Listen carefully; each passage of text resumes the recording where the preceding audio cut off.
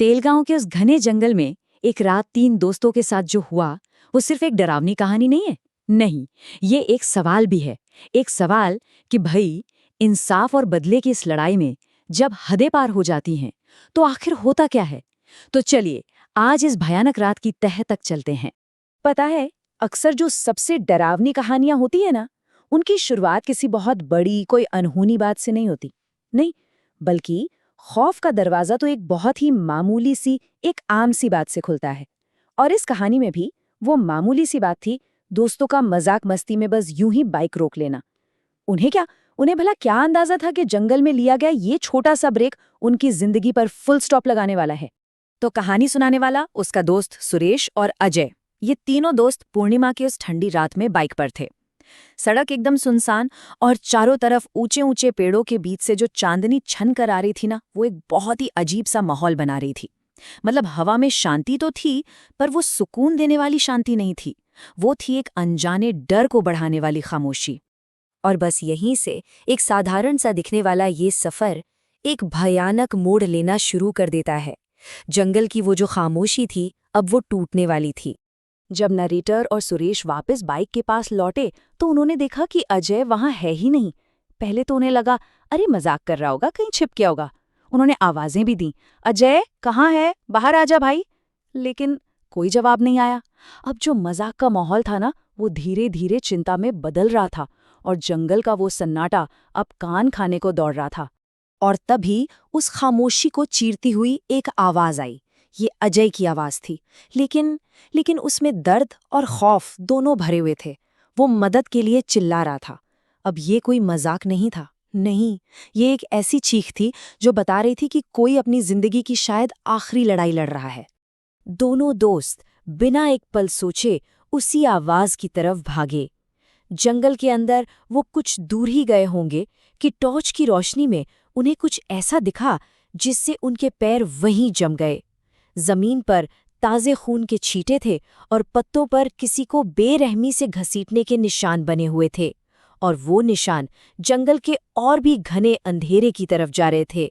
तभी अंधेरे में उन्हें एक झलक दिखी। एक औरत काली साड़ी पहने हुए अजय को एक पैर से पकड़कर घसीट रही थी। उसकी रफ्तार, अरे वो किसी इंसान की रफ्तार हो ही नहीं सकती थी। वो तो जैसे हवा में तैर रही थी। और इससे पहले कि वो दोस्त कुछ समझ पाते, वो औरत अजय के साथ अंधेरे में कहीं गायब हो गई।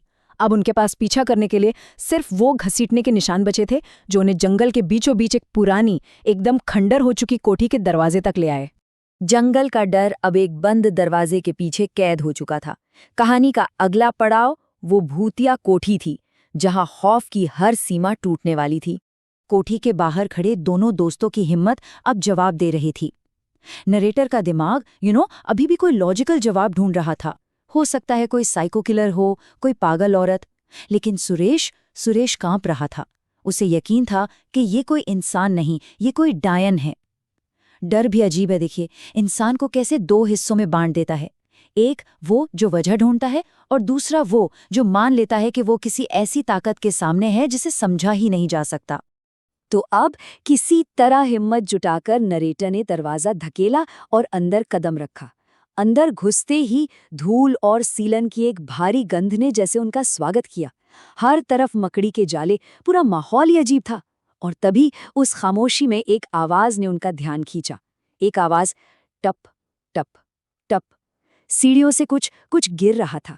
और जैसे ही टॉर्च की रोशनी सीढ़ियों पर पड़ी, उनकी तो जैसे सांस ही अटक गई।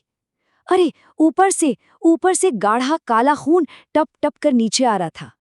अपने दोस्त को बचाने की जो आखिरी उम्मीद थी ना, उसे लेकर नरेटर सीढ़ियों से ऊपर भागा। लेकिन ऊपर जो मंजर था वो किसी भी बुरे सपने से कहीं ज्यादा भयानक था। अजय की लाश छत से उल्टी लटक रही थी, पर उसका सिर गायब था। तभी पास के एक अंधेरे कमरे से अजय की आवाज आई, भाई यहां हूं, बचाओ। डरते डरते जब वो उस कमरे में दाखिल हुए तो उन्होंने जो देखा वो शायद मौत से भी ज्यादा बदतर था।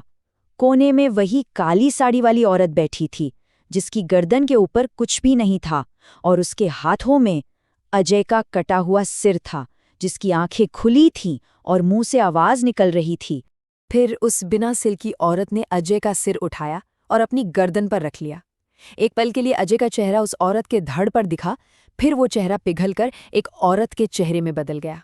और तब उस चेहरे ने उनकी तरफ देखकर एक मांग रखी, एक ऐसी मांग जो असल में मौत का फरमान थी। ये देखते ही दोनों दोस्त अपनी जान बचाने के लिए भागे। उन्हें बस उस कोठी से, उस जंगल से किसी भी तरह दूर जाना था।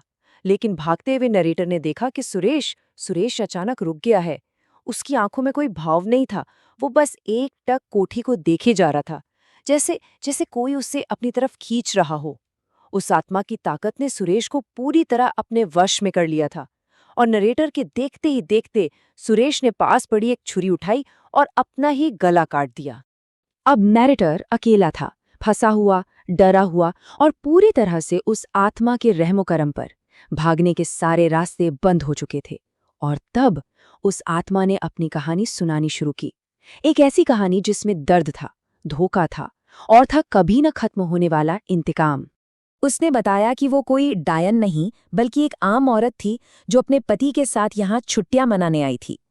एक रात नशे में धुत 3 लड़कों ने पानी के बहाने दरवाजा खुलवाया। जब उसके पति ने उनकी बुरी नीयत का विरोध किया तो उन्होंने उसे बड़ी बेरहमी से मार डाला। और जब वो औरत मदद के लिए चिल्लाई तो गुस्से में उन्होंने उसका भी सर धड़ से अलग कर दिया। ये सुनते हुए नरेटर को एहसास हुआ कि वो किसी शैतान से नहीं, बल्कि एक शिकार हुई आत्मा से बात कर रहा है। उन कातिलों ने उसके शरीर को तो पास के एक बरगद के पेड़ के नीचे गाड़ दिया, लेकिन उसकी सिर को कहीं और फेंक दिया। बिना सिर के उसका अंतिम संस्कार कभी पूरा ही नहीं हुआ और इसीलिए उसकी आत्मा यहीं भटकने के लिए मजबूर हो गई। उसने नरेटर से कहा कि उसे मुक्ति तभी मिलेगी जब उसका खोया हुआ सिर उसकी हड्डियों के साथ मिलाकर जलाया जाएगा। ये सिर्फ एक मांग नहीं थी, ये न्याय की गुहार थी। तो अब अपनी जान बचाने और शायद अपने दोस्तों की मौत का प्रायश्चित करने का बस एक ही रास्ता बचा था, उस आत्मा की मदद करना। और यहीं से शुरू होती है उस रहस्य को सुलझाने की एक हताश और खौफनाक दौड़। नरेटर में उस आत्मा से उसके आखिरी पलों के बारे में पूछा। आत्मा को बस इतना याद था कि वो हत्यारे उसकी पति की पकड़ी हुई अकेली मछली को फ्राई करके खाने की बात कर रहे थे। बस यहीं पर नरेटर के दिमाग की बत्ती जली। 3 भूखे आदमियों के लिए एक मछली, ये तो काफी नहीं थी। मतलब उन्हें और मछलियां चाहिए थी। इस एक छोटे से सुराग ने पूरी पहेली को सुलझा दिया। और मछलियां पकड़ने के लिए वो लोग भला कहाँ गए होंगे? जाहिर है, कोठी के ठीक पीछे बने तालाब पर। और इस बात की पूरी संभावना थी कि सबूत मिटाने के चक्कर में उन्होंने उस औरत का सिर उसी तालाब में फेंक दिया हो। ये एक छोटी सी उम्मीद की किरण थी जो उसे मौत के मुंह से निकाल सकती थी। बिना एक पल भी गंवाए नरेटर उस गंदे से तालाब में उतर गया। करीब 2 घंटे तक वो उस ठंडे कीचड़ भरे पानी में गोते लगाता रहा। हर बार हाथ में सिर्फ कीचड़ और पत्थर ही आते। वो लगभग हिम्मत हारने ही वाला था कि तभी कीचड़ के अंदर उसे कोई गोल और सख्त चीज महसूस हुई। और जब उसने उसे बाहर निकाला तो चांद की रोशनी में एक इंसानी खोपड़ी चमक रही थी। नरेटर ने बरगद के पेड़ के नीचे से उस औरत की हड्डियां खोदी, खोपड़ी को उनके साथ रखा और फिर लकड़ियां इकट्ठी करके आग लगा दी। जैसे जैसे आग की लपटें ऊंची उठीं, उसे लगा जैसे हवा में एक हल्कापन सा आ गया है।